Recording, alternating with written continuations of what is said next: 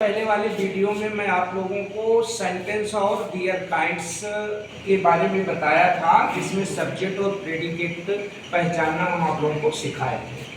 अब हम आपको बताएंगे कि सब्जेक्ट के कितने पार्ट होते हैं और प्रेडिकेट के कितने पार्ट होते हैं। तो पार्ट्स ऑफ सब्जेक्ट में सब्जेक्ट के मुख्य रूप से कितने भाग होते हैं? 3 भाग होते हैं।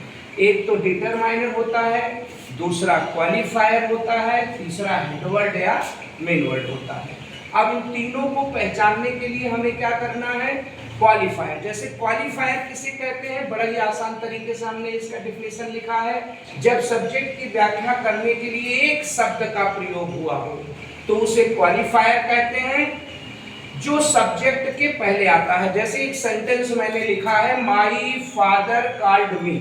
अब फादर आपका सब्जेक्ट है, इसके पहले जो माई का प्रयोग हुआ है यही आपका क्वालिफायर है। जब सेंटेंस में हेडवर्ड या सब्जेक्ट से पहले एक शब्द का प्रयोग हुआ हो, जैसे फादर आपका सब्जेक्ट है, इसके पहले किसका प्रयोग हुआ है? माई का। तो माई आपका क्या है? क्वालिफायर है। इसी तरीके से डिटरमाइनर आप देखिए, सब्जेक्ट की व्याख्या करने के लिए जब 2 शब्दों का प्रयोग हुआ हो तो उसे डिटरमाइनर कहते हैं।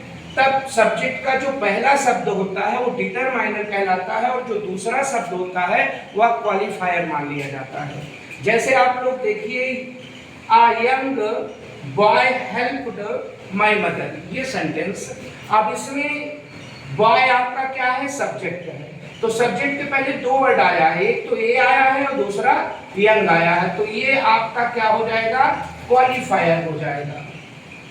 ये आपका जो है वो डिटरमाइनर हो जाएगा और दूसरा वर्ड आपका यंग जो है वो क्वालिफायर हो जाएगा। इसी तरीके से हेडवर्ड या मेन वर्ड आपको पहचानना है। तो सेंटेंस में नाउन और प्रोनाउन के रूप में जो प्रयोग किए जाते हैं उसे हेडवर्ड या मेन वर्ड कहते हैं। जैसे इसमें आप देखिए, अगर ये एक सेंटेंस है, इसमें आपको डिटरमाइनर पहचानना है। तो गर्ल आपका सब्जेक्ट है और गर्ल के पहले 2 वर्ड आए हैं, एक ए आया है, एक यंग आया है। एक क्या आया है? यंग आया है। तो ए आपका क्या है? डिटरमाइनर है, यहाँ डी नीचे लिख लीजिए। और यंग आपका क्या है? ये आपका क्वालिफायर है, इसके नीचे आप क्यों लिख लीजिए।